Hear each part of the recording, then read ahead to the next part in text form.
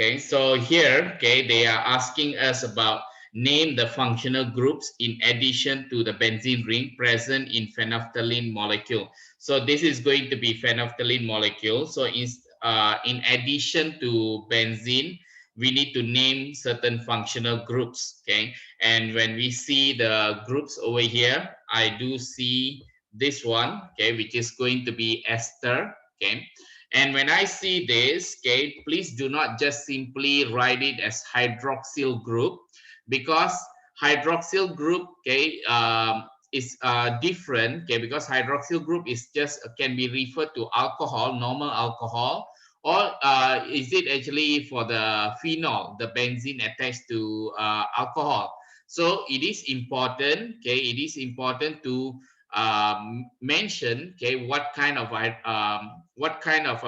functional group is this. Okay, Lavi, you can go now. So here, okay, rather than just simply mentioning them as hydroxyl group, it is better, or I think it is important, okay, you can check in your marking key. They don't actually mention it as hydroxyl group, they mention it as phenol. Okay, so please take note of this. So name the functional groups. Okay, please remember these groups. Okay, more than one. So even though it's only 1 mark, okay, they are expecting more than one. So one is going to be ester, another one is going to be not hydroxyl group, it must be phenol. Please be very, very careful in this. Okay, now phenolphthalein reacts separately with two regions shown in the table. Okay, complete the table by drawing the structure of organic products form. Part of the structure has been given for you, stating the types of the reaction. So we need to actually draw the structure of organic compounds form. So now if you have excess hot sodium hydroxide, okay, we need to know that, okay, if you have hot sodium hydroxide, okay, if I try to make it nicer, I will bring it down. Okay, this is going to be the structure of phenolphthalein. So I copy, I put it here so that easier to see.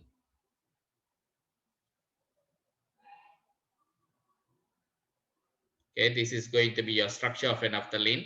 Now, if you look at this structure of phenolphthalein, okay, when you react with excess hot sodium hydroxide, what is going to happen? The first thing that should be coming in your mind is your hydrolysis process, where your ester bond will be broken, because we have two types of hydrolysis: acid hydrolysis and sodium hydroxide hydrolysis. Okay, acid and base hydrolysis.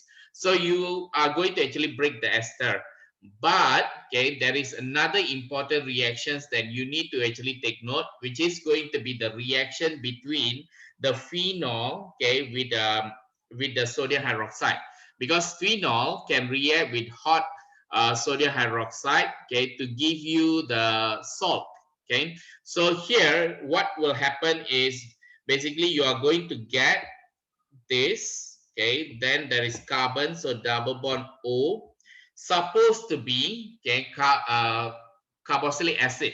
Okay, supposed to be carboxylic acid. Just imagine you have something like this, okay, R group, another R group. When it is broken, I am going to get RC double bond O, OH, and then ROH. Now, because this is sodium hydroxide, okay, sodium hydroxide, they do react with the excess sodium hydroxide, they do react with the carboxylic acid. So you are going to actually get, okay, further reaction to be RC double bond O, O minus Na plus, and then this H will join with the OH to give you H2O. Okay, this one last time, okay, we already learned. Okay, so here what do I need to write? Okay, I need to write that, okay, there is going to be something like this, and then O minus, and then there is an A plus. Okay, instead of just having the carboxylic acid. And okay, please take note the other part. Okay, the other part, okay, they are going to be O, okay, and then they are going to be joining with the H over here. Okay, the O join with the H, so you have OH. Now, also don't forget this part. Okay, they will react to give you, okay, to give you O minus and A plus. O minus and A plus. Basically, it's going to be something like a phenol. Phenol, they react with sodium hydroxide to give you sodium phenoxide, they call it, plus H2O. Okay, this one we have already learned. Okay, so they do react, okay, to give you water. Okay, so this is going to be the organic product structure. Okay, in the marking key they have mentioned plus water over here. Actually is correct. Okay, because why? When you do hydrolysis, when this is broken, you are going to get water. But again, please take note, they want organic product. Okay, water is not organic product. Okay, so even though the marking key mentioned, okay, I don't think so we need to write. So what do we write if they ask for observation? Now if they ask for observation here, okay, because you are heating it, okay, and then you're getting H2O, okay, in this case I don't think so they will ask for observation, Aneta. Okay, because I think the maximum observation that I can see over here is probably the formation of steam of water, the water vapor.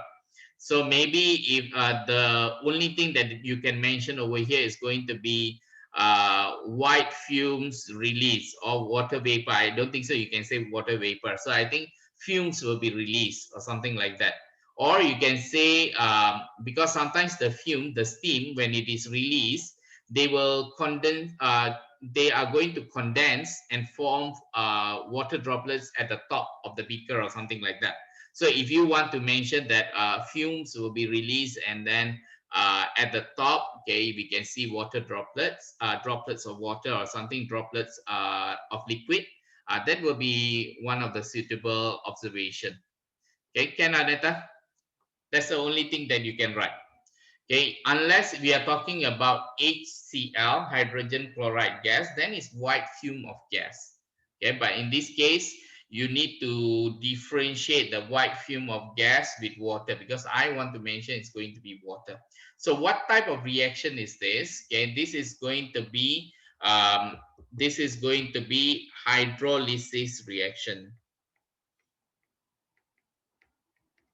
Okay, it's going to be a hydrolysis reaction. And here we have another reaction when you are using excess Br2. Okay, what will happen? The answer is quite simple. The Br2 will not disturb, okay, the ester bond. So I will draw the ester bond over here again, okay, based on my phenolphthalein. Okay, it will not disturb. Okay, so for the reaction with bromine, why is the type of reaction is electrophilic substitution? Isn't it, okay, isn't it supposed to be mechanism? Okay, hold on. Okay, I'll explain about that.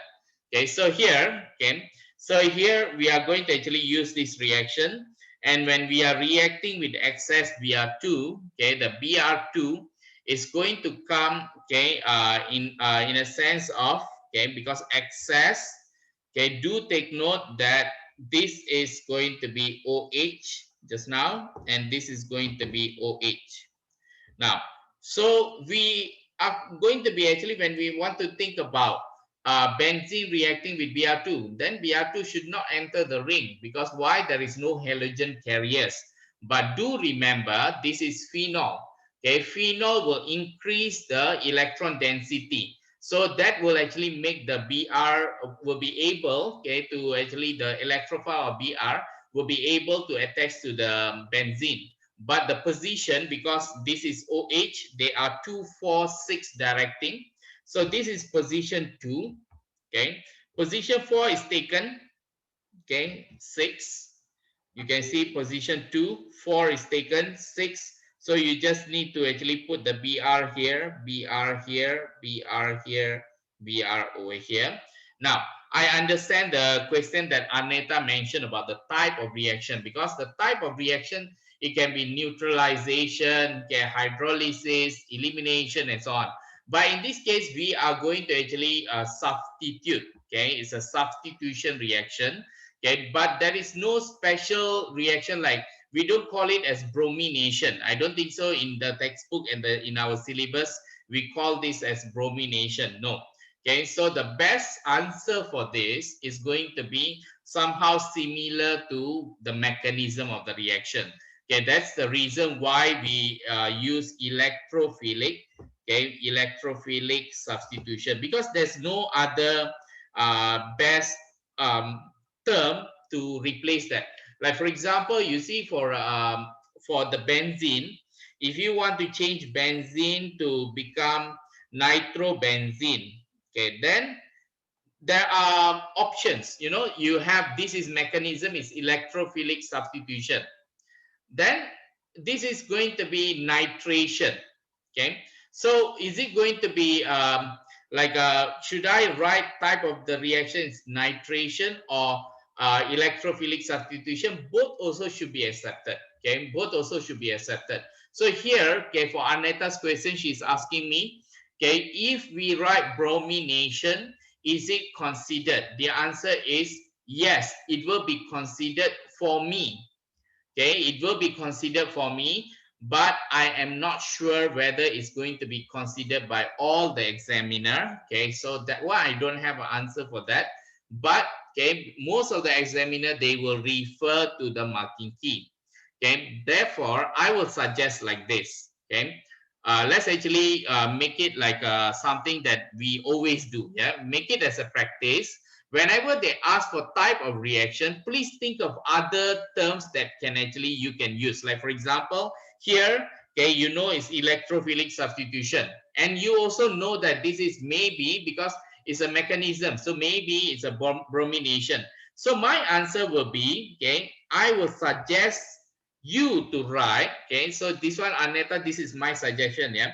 So you write bromination, okay, bromination via electrophilic substitution. This is what I can suggest. Okay, if let's say you are confused, okay, which one to write, but don't always use this. Okay, don't always use this because it can actually have some negative impact towards your answer, because the examiner might think that you're simply giving all the answers because you're not sure. But in this particular case, I will answer as bromination via electrophilic substitution. And this is what we learned according to the past year paper. Okay, like for example, you see some reactions and you are not, we have been trained to actually learn about mechanism of the reaction, and suddenly you have type of reaction and I don't know. Okay, I'm not sure what type of reaction is this. I know it's bromine. So maybe, or you say substitution of bromine, then you will be thinking, if I just simply give substitution of bromine, I don't mention about electrophilic, will I get deducted? So if you just say substitution of bromine, okay, most likely you get 0. Okay, that's why I'm actually giving you this example. If you say substitution, you must say electrophilic substitution. So therefore, okay, I will say bromination via electrophilic substitution. That will be a best answer in this case. Okay, so even hydrolysis, if you are not sure, okay, so you just say what type of hydrolysis is this. Okay, this is going to be base hydrolysis or alkali hydrolysis. Okay, so a basic hydrolysis. Okay, up to you, but the answer given is hydrolysis, so you can just make it more specific. Okay, this is my suggestion. Okay, now let's continue. Okay, so you have phenolphthalein is an indicator and it is represented by this formula. Okay, and then the Ka value is given, the indicator changes color at pH of something, and then we calculate the ratio. This is going to be a calculation question. Okay, because Ka equals to concentration of H plus In minus divided by HIN. So if I have Ka value, so I just write down 5 times 10 negative 10 equals to H plus In minus HIN. And I want to find out the ratio of this divided by this. So it means that the ratio, okay, the ratio is 5 times 10 negative 10 divided by the concentration of H plus. Okay, so how do I find the concentration of H plus? Then they say, okay, the pH is given. So we know the formula, negative log okay, negative log 10 concentration of H plus is going to be 8.8. That's the formula, yeah, pH. So if I want the concentration of H plus, so I need to actually find 10 to the power of negative 8.8. Okay, this is quite simple, yeah. Make sure you use your calculator properly. You just need to press shift and then press log. Okay, you will get 10 to the power of something. Make sure, okay, this is very important, make sure you input negative 8.8. Okay, it's not automatically input for you. Make sure, okay, you will get 1.585 times 10 negative 9. So you want the ratio. If you have the value in the calculator, you just put 5 times 10 negative 10 divide by answer. So you will get the ratio. Okay, you 5 expansion negative 10 divide by answer. I will get the answer as 0.315, and that's going to be my answer. Okay, please write down all this. Yeah. Now, methyl orange is another acid-base indicator. Okay, the structure at this pH, okay, is shown. Okay, at pH 4.4. Okay, on the structure of methyl orange, circle the bond or bonds that make this compound a di. Now, if it is a di, okay, we have already learned diazotization reaction. Okay, the bond that will be responsible to give the color will be this one. Okay, this is going to be the bond that you're supposed to circle. Now, the color of this indicator changes from pH 3.2 to pH 4.4. It means that, okay, it means that this is going to be having a lot of H plus. Okay, having a lot of H plus. So suggest, okay, the structure of methyl orange at 3.0. Assume the structure is unreactive. Okay, which one is unreactive? It means this one will not react. Okay, will not react. So now, if I want to actually look at or suggest, okay, a structure, it means there should be a change that will happen to the structure of methyl orange. And what is the change? The only reasonable change is to think about in this way. If I have a lot of H plus at that pH, that H plus must be able to react with my methyl orange. So I need to think about what part in my methyl orange will react. So if I think in that way, I know I cannot touch this part. The only thing that I can touch over here is something that has lone pair. Okay, because H plus, it requires electron. I have lone pair here. I have lone pair here. I have lone pair here. So I can actually choose any of the nitrogen over here. There are 3 nitrogens over here. So if I want to actually suggest, okay, I will suggest like this. Okay, so let me actually draw this again. Okay, if I draw this again, what I will suggest is going to be, I will suggest maybe I just take this nitrogen, for example. I take this nitrogen.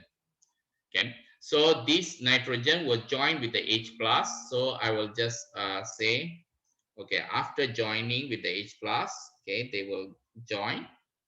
Okay, what happens now? I am losing electron. One lone pair. It's like I'm losing electrons over here. So when I lose electrons over here, okay, when I'm sharing, or like in this case, if you are thinking about like I am joining with H plus, okay, you are not joining with something that is going to be neutral. So the charge of that H plus will come over here in this molecule. That's the reason why the charge positive will come over here. Okay, because it will take that charge. Like similar, like I give you one example, ammonia. Okay, when they want to actually form the bond with H plus, okay, when they form the dative bonding, okay, they are going to form NH3. So H3. So this one will be joined with the H plus. Okay, so I need to make sure that the entire molecule is plus. Okay, that actually represents what has been happening over here, why there is plus over there. Okay, so please take note. So of course I can actually write it in this way, or okay, you can also write it here, also can, or you can also write it here, put the H here, and then this will become plus. Okay, there are three answers that you can write. Okay, so that is going to be the structure. Now methyl orange can be synthesized as shown. Okay, so if I synthesize this, okay, you have few steps. Okay, step 1, step 2, okay, and then you get the methyl orange. Okay, so now I need to actually think. Okay, when I want to synthesize methyl orange, okay, basically this is going to be structure of a dye. Okay, so you need to relate to your diazotization reaction. So whenever you want to form that dye, any form of dyes, okay, we have to change the nitro group, okay, the N2O, okay, you need to change it into amine, okay, or phenylamine. Okay, so the first step, okay, that I will suggest is to change it into amine. So I will draw. So SO3 minus Na plus. So this one you change it into NH2. Okay, once you have that, okay, we need to actually change the amine, okay, into something that is able to form the diazotization over here. So it means there is another step, okay, which is going to be you are going to react, okay, with this NaNO2, okay, plus ACl, concentrated ACl. I hope you remember this. You are going to form this benzene diazonium salt. Yeah. So this one is going to be, okay, in a simple way. Okay, I will actually write it down in this way. So SO3 minus Na plus, nothing. Okay, so here you need to actually mention, you see here, this part is coming from here. Okay, so here you must have N2, sorry, you must have N2 plus. Okay, you can write it in this way, or if you want to write it in full form also can, and double bond, and then you want to write plus also can, or you want to join with the Cl also can. Okay, up to you. Okay, but I will normally write it down as N2 plus, easier for me to see. Okay, so once I have that, okay, then you are going to have this what we call as coupling reaction. Okay, coupling reaction, and you are going to have this reaction. Yeah, so here you are going to get this methyl orange. Okay, deduce the identity and draw the structures in the boxes. Okay, already. Okay, this is going to be phenylamine. Okay, this is going to be benzene diazonium salt. Okay, so suggest the region and the condition. Okay, the region that we need to do, okay, to use. Okay, this one is reduction of nitrobenzene. So you need to use SN tin and concentrated HCl, and then I think you need to heat. Okay, you need to heat. So I'll just put SN concentrated HCl heat. Step 2, okay, very important as well. Okay, you need to make sure, hold on, yeah. Step 2, you need to make sure that, okay, you include, okay, the NaNO2, okay, with the ACl. Okay, so after that, please make sure, okay, to tell that this happens. I think you need to keep it less than 10 degrees Celsius. Okay, so I think I'll just put less than 10 degrees Celsius, because why? If you don't do that, okay, this salt, okay, they will decompose to give you nitrogen gas. Okay, so we don't want that. So you need to write down NaNO2 and then ACl. Okay, I think it's concentrated ACl. Okay, concentrated ACl, and then temperature. I think some books they say 0 to 10. Okay, or you say less than 10 or 10, up to you. Yeah, please actually include that. Now next, okay, define the term partition coefficient. Okay, so what is partition coefficient? Okay, partition coefficient is going to be the ratio. Basically, it's a ratio of the concentration. Okay, ratio of concentration of what? Concentration of solute. Okay, of solute in two immiscible. Okay, they are not going to mix well, so two immiscible solution, but make sure, okay, you need to actually explain in equilibrium. If you don't mention in equilibrium, okay, then it's wrong. Okay, you will not get that 2 marks. Okay, so ratio of concentration of solute in two immiscible solution in equilibrium. Now KPC, okay, for benzoic acid between octane 1-ol and water is given 79.4. A solution, okay, they are given let's say you have 0.4 gram of benzoic acid, that's a solute. Okay, this solute, they are going to be mixed, okay, with the octane 1-ol and also water. Okay, and then we want to calculate the mass of benzoic acid extracted into water layer. Now this one I want you to be very careful, because I think there is a shortcut. Maybe some students, they do the long cut and eventually spending a lot of time. Now for this question, you do not need to change it into number of moles. Okay, you can actually use directly gram per the concentration in form of gram per cm cube or gram per dm cube. Okay, it's okay. Okay, why? Because in the end, okay, it's still going to be concentration. Okay, so please take note, concentration can be measured using mass over volume, okay, or number of moles over volume is still the same.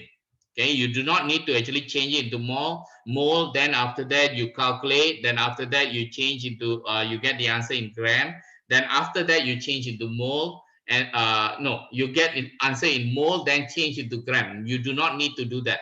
If you do that, then it's going to be the same working, but you are going to actually do extra work only. Okay, so what I will suggest straight away, use, okay, here, okay, they say benzoic acid in octane 1-ol and water, so it means that the one that is on top, this one I told you already, whenever they mention in the question, so it means that the ratio, it must be the solute in octane 1-ol divided by the solute in water. Okay, just remember this. No need to crack your head on which one comes first. Okay, no need to worry about that. So 79.4 equals to concentration. So in this case, concentration, I'm using the mass straight away. Yeah? Now, the mass, okay, I have 0.4, and obviously some of the mass will go into water. So imagine I'm taking it as X, the one that will go to the water. So I put 0.4, the one will go to water, I put X. What is the concentration now in the octane 1-ol divided by 25? Okay, take note, I don't even change the 25 cm cube into dm cube. No need. Okay, it will, as long you are using the same unit up and down, it's still okay. Okay, so here divided by, okay, this is octane 1-ol, concentration in water. Okay, the one that dissolve, okay, just take it as X. Okay, divided by, okay, the water is 125. Okay, divided by 125 bracket, and then you just need to find what is going to be X. Okay, that's the mass of benzoic acid extracted into the water layer. So you just need to find X. So I think quite easy. You just times by X. So here 79.4 X over 125 equals to 0.4 minus X divided by 25. I times by 125, I get 79.4X. 0.4 minus X, 125. So this one is going to be 5. Okay, when I times, this is going to be 2 minus 5X, 79.4X. When I bring over there, it's plus 5. Okay, 79.4 plus 5. I am going to get 84.4X. equals to 2. Okay, so I just need to divide. So x is going to be 2 divided by 84.4. And hold on, yeah. 2 divided by 84.4. Okay, my answer x is 0.0237. Okay, let me check the marking key. Yeah, it's correct. Okay, for this type of question, water is always denominator. No, Gabriela Nicole, it doesn't work that way. Okay, in this case, for this kind of question, it depends on how they put the KPC. When they say the KPC, okay, of benzoic acid between octane 1-ol and water, it means octane 1-ol comes first, then water. So this one comes on top, this one comes below. So if let's say they say KPC between water and octane 1-ol, then it's going to be the other way around. Okay, please take note of that. Or maybe in some questions, they will require you to think about it. Okay, like this is 79.4. Okay, so this one is going to be, I think, rather than thinking, I think they will just ask you to, because sometimes you need to think, like if you have the more value, okay, 79.4, okay, compared to having it in decimals, it means that the benzoic acid dissolve more in octane 1-ol compared to water.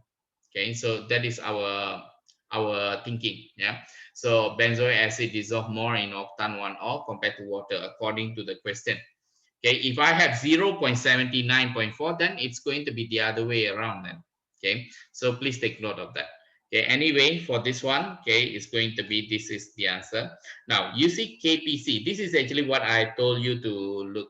Okay, KPC between octane 1-ol and water, okay, is different, okay, compared to benzoic acid. Now this is going to be a ketone, you can see. Okay, this is going to be R, okay, C double bond O, another R. Okay, it's a ketone. Now ketone, I just want to ask you, Victoria, is it polar or non-polar?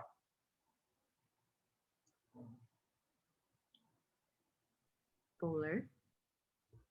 Ketone, is it actually polar or non-polar? I think, yeah, you can actually take it in a, how to say, most of the time, okay, it's going to be depends on what you have over here. Okay, depends on what you have over here. In this case, okay, the ketone, okay, when we look at C6H5, they are going to be, if I compare this with benzoic acid, okay, if I compare this with benzoic acid, I think both of them, okay, ketone or benzoic acid, they are polar. Okay, but if I look into detail, which one is less polar? Okay, which one is less polar? You should be able to identify that ketone in this case is going to be less polar. Why? Because it's going to be, the R group is going to cancel with each other. They are going to be non-polar. Okay, so if they are non-polar, okay, we are going to do remember, okay, non-polar, they will dissolve more in non-polar solvents, and polar solvents, they will dissolve more, polar, they will dissolve more in polar solvents. Okay, so this one we have learned earlier. So now, okay, we know that, okay, we are going to actually the reaction is going to be, we are trying to mix them with octane 1-ol. Okay, I know that water is polar. Okay, water is polar. Octane 1-ol is 8 carbon alcohol. Now 8 carbon alcohol, okay, alcohol generally they are polar, okay, but 8 carbon, the number of carbon increases. Okay, when the number of carbon increases, that the substance, they become less polar. Okay, they are going to become less polar. Why? Because the increase in the number of carbon, they are going to make it like a aliphatic structure. We call it aliphatic because why? It's a long carbon chain. If you have more long carbon chain, they are going to become non-polar. So here, this is going to be considered to be non-polar. And if you compare here, non-polar and the benzophenone is non-polar, okay, it means that, okay, your benzophenone will actually dissolve more in octane 1-ol compared to water. It means that, okay, if you dissolve more, earlier it was 79.4, Now your KPC will be expected, okay, will be expected to be higher. Okay, will be expected to be higher. Okay, they didn't ask, okay, but I just going to mention over here. KPC will be expected to be higher. Why? Because the benzophenone is non-polar compared to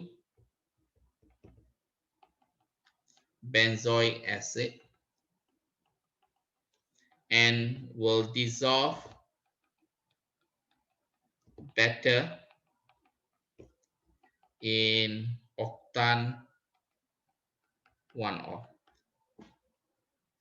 Okay, that's going to be the answer. Okay, it will dissolve better in octane 1-or. That's why the KPC is better. Yeah.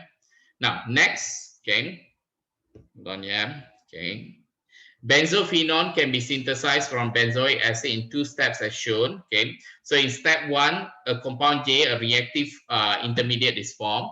Okay, so compound J is reacting with the organic compound to form benzophenone. Now, when they say reactive, okay, you see this is going to be carboxylic acid. Carboxylic acid is always unreactive, so you need to change it into something that is reactive. In chemistry, we learn, okay, if you want to have any reactions, okay, better change them into acyl chloride. Okay, so the J must be in this form. Okay, change it into acyl chloride. How do we change it? Okay, you have 3 ways. Okay, you can react with PCl5, react with PCl3, or react with SOCl2. Each of them, they have their own conditions. Okay, if you have, I think the only thing that requires heat is PCl3. Okay, PCl3 will require heat. The rest are room temperature. Okay, I've written over there. Now, also what you need to notice is the reaction of carboxylic acid, okay, with this PCl5, they will give you POCl3 and ACl, white fumes of gas will be released. And the reaction with PCl3, they are going to give you the acidic H3PO3. And the reaction with SOCl2, okay, they are going to give you SO2, which is going to be a colorless gas, and also HCl, a white fume, okay, of gas. Okay, so one of the way to test for white, I think for alcohol and so on, is by testing it with SOCl2. Okay, please take note the reaction. Okay, these 3 things, okay, they can react with bromo. They can react with the acyl chloride. They can also react with halogen alkene, because we have learned about this in halogen alkene. Okay, please take note of that. Okay, now, so next, okay, is going to be the reactive intermediate. Okay, it needs to form benzophenone. So how do I get suddenly a benzophenone over here? You can see that, okay, there is Cl here, there is no Cl. So the only way is by adding the benzene. It means you are putting the benzene here. Okay, the benzene, okay, they will benzene have H, each of them has H. This H will join with the Cl over here.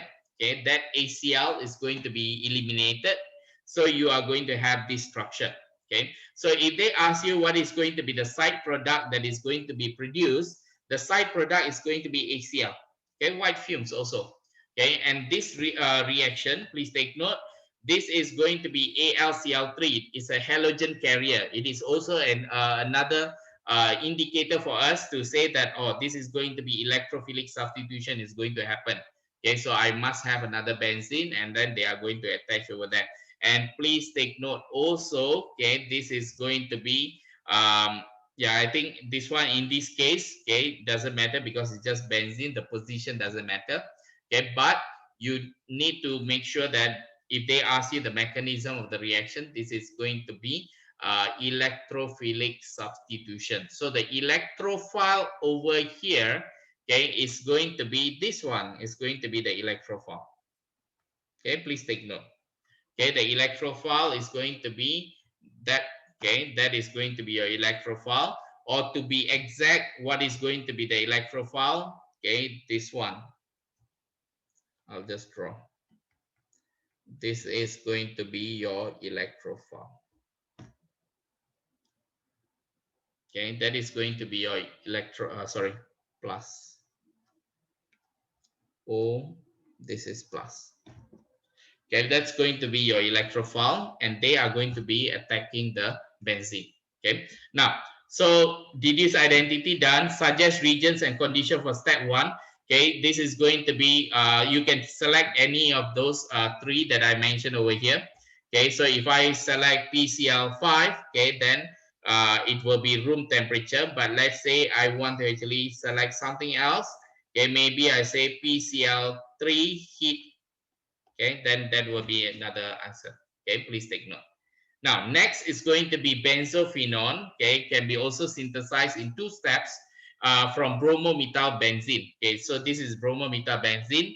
And then I can see there are going to be 2 steps over here. This step, okay, of course, KMnO4 heat, this is going to be oxidation reaction. But whenever I look at oxidation reaction, or this one, I look like ketone. Okay, the first thing that will play in my mind is, oh, this is going to be a secondary alcohol, maybe only, yeah. Okay, but okay, when I see the L, there is no OH. Okay, it means that this is not secondary alcohol. Okay, that is going to be not included. So here, okay, what is going to happen? When I see C13 and I have C7 here, okay, so of course there is going to be reaction with another benzene. Okay, something to do with another benzene. Okay, so what is going to be the step? Okay, so basically you are going to have a bromomethylbenzene. Okay, it's going to react, okay, with a benzene. Okay, that is going to be the only thing that I can think of. Okay, a benzene. Okay, a benzene, and then they are going to have this. Okay, they are going to react together. Okay, there is carbon here, and then there was Br. Okay, there was H here. Okay, what happens? That HBr will come out. So this thing is going to join together, okay, to give you C and C. And then in a skeletal formula, no need to write the C, so they just put it as like this. Now, do take note, there is no halogen carriers here. So most probably here, if they ask, then you need to have an halogen carrier. Okay, you need to have an halogen carrier over there. And what else? I think that's all. Okay, I think that's all. It will give you HBr. Okay, and then here the oxidation is a bit funny also. Okay, because we learn, okay, when you have CH3. Okay, when I oxidize, then I'm going to actually get carboxylic acid. Okay, that is what we have learned. But now in this case, okay, when I oxidize this is automatically going to change into ketone. Okay, so this one, no need to worry about it. Okay, no need to worry about it. Okay, this one, they are not even asking more about it. Okay, so but this is the only logical answer that you can come up for this L. Okay, so I then deduce the identity and then draw, done. Name the mechanism in step 3. So this one, mechanism, yeah. So in mechanism, electrophilic substitution. The region and condition, so you need AlCl3. Okay, that is very, very important, AlCl3. And then you need benzene, because I'm introducing benzene. Okay, and then just heat it up. Okay, heat. So these are going to be the conditions. They didn't ask much about this, so just ignore. Yeah. Now, deduce the type of reaction in step 4. Yeah, of course, oxidation. Okay. So this is oxidation. Deduce the number of peaks that will be present in carbon-13 NMR spectrum of benzophenone. Okay, so you see, this is very important. Carbon, okay, carbon environment. This is carbon number 1. So this is going to be also same, carbon number 1. This carbon environment is the same as this carbon environment. Okay, symmetrical. This carbon environment is the same as this carbon environment, also symmetrical. This is 3. You can see the same also. And then this is going to be 4, the same as this. And 5 over here. So there are total 5 carbon number of peaks over there. And then identify 2 different environments of carbon atoms that will result in different chemical shift ranges for carbon-13 NMR. Now for carbon-13 NMR, okay, please take note. Okay, there is we need to actually look into benzophenone. Yeah, so you can see. Okay, I know that. Okay, maybe the carbon I can talk about. Okay, the carbon that is actually attached to this like benzene. Okay, normal benzene. This environment. I can also talk about this environment also. Okay, I can also talk about this environment, but I think the one easier is this one because it's a carbonyl group. Okay, it's a ketone group. Okay, so maybe I'm expecting these two. Okay, I'm expecting these two. So if I want to actually write down the environment of carbon atom, okay, one maybe I can say that the benzene, okay, the carbon or the arene or the carbon in benzene. Okay, and I can also mention another one is going to be the carbonyl environment. Okay, if you want, okay, write down the CH, okay, in benzene. Okay, the carbonyl environment, C double bond O. Okay, that is the environment. What is the chemical shift? Okay, here I found out. Later I'll show you 110 to 160, 190 to 220. Okay, you can see benzene and carbonyl.